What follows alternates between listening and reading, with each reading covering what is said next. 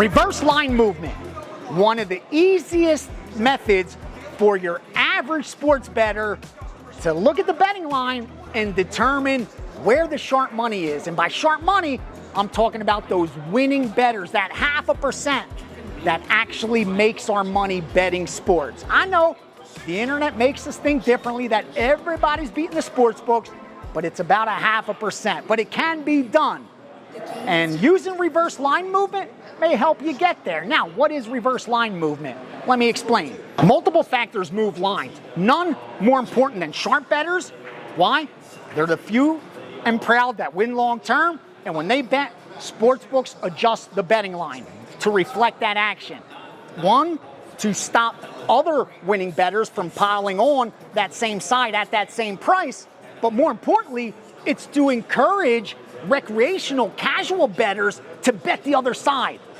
In fact, they want to get even more money on the other side so they could find themselves on the side of the sharp bettors. So, how can your average bettor use reverse line movement to find those sides that those sharp bettors are on? Well, when the market's not doing what it's supposed to. It's as simple as that. When a line should be moving in one direction, but it's not. When you know for certain that all the recreational bettors are piling up on Team A, and Team A, that betting line is not moving, it's not reflecting that action, something's stopping it. More times than not, it's money on the other side. Whose money on the other side? Sharp money on the other side. Now, even more important is, what if that line moves opposite? Reverse line movement. What if all the money's piling on Team A, but all of a sudden the line is dropping? It's not increasing on the Team A side. Why would that happen? Why? Because someone is on the other side that the sportsbook has a ton of respect for. In fact, they think that this bet is right more times than wrong, so even though they're heavy on the other side, the market's going to reflect that winning bettor's bet more so than the 90+% on the other side. Keep that in mind.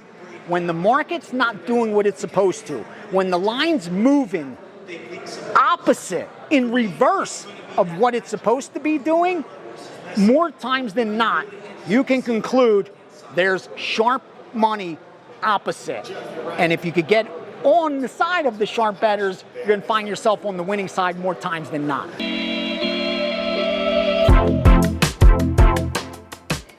One of my favorite topics, closing line value. That's correct, CLV. We talk about it all the time, we hear about it all the time. What exactly does closing line value mean, and why is it important? In fact, it is the most important as far as sportsbooks are concerned in determining whether a bettor is dangerous or not to the sportsbook. Here's why. It's hard to argue that the closing line is the most accurate reflection of true probability that we have, because the closing line has all the factors measured in. Meaning, by kickoff on a Sunday afternoon, we know the weather, we know the injury report, we've seen interviews. As much information as we can possibly have, we have at that point, where we don't 3 days in advance, 5 days in advance. So, if I'm able to get ahead of that number, if I'm able to beat that number, I become a mathematical certainty to turn a profit, as long as I manage risk correctly. Why? Because I'm getting out ahead of the information. It makes sense. Think about weather. Now, when it's a bad day of weather on a Sunday afternoon in December, what happens? All the totals are adjusted. They bring them down. 38s become 34.5s, right? Now, what if you knew the weather was going to be bad before the sportsbook was able to adjust? So now you're betting under 38 before they know they should be posting 34.5. You have an edge, right? You're a mathematical certainty to profit long term. Now, in the short term, it doesn't guarantee you anything. But the reason sportsbooks use closing line value to determine whether a bettor is a threat to them or not is because they know if that bettor is continuously beating the closing line, they're a mathematical certainty to profit. It's just a matter of time. It's exactly like a card counter. A casino will throw a card counter out that's down money at that property. Why? Because they know if they deal them enough hands, that guy's going to beat them. Why? Because that guy's got an advantage over them. Well, it's the same with sports betting. If you're constantly beating the closing line, the sportsbook knows this guy knows what he's doing. He's constantly getting ahead of the information. He's beating us to the line moves. If you're able to do that, you're able to beat the sportsbook. Now, I know there's no good feeling for most bettors when they get closing line value and the bet doesn't win. But if you're getting closing line value, rest assured it's just a matter of time. And I can promise you, that is the ultimate way to prove you're beating the market. There's no better way to prove to yourself that you're beating the market than being able to get that CLV, closing line value. It matters just as much, if not more, in 2026 than it did in 1996. Don't let the short-term results make you think differently, because I know most casual bettors, they don't find comfort in getting closing line value if the bet loses. They determine a good bet by whether it cashes or not. But nothing could be further from the truth. Right here, in the casino, someone just hit a number on roulette, right? Did they place a good bet? Of course not. They placed a terrible bet. Why? They just got paid 35 to 1 and there's 38 spaces on that roulette wheel. Now, if they got paid 40 to 1, it's a great bet. If they got paid 38 to 1, it's a fair bet. But they only got paid 35 to 1. Sure, the bet won, but they couldn't place a worse bet, right? Don't let short-term results make you worried whether you're winning or losing. Focus on beating the market and you'll be profitable. Closing line value, it matters.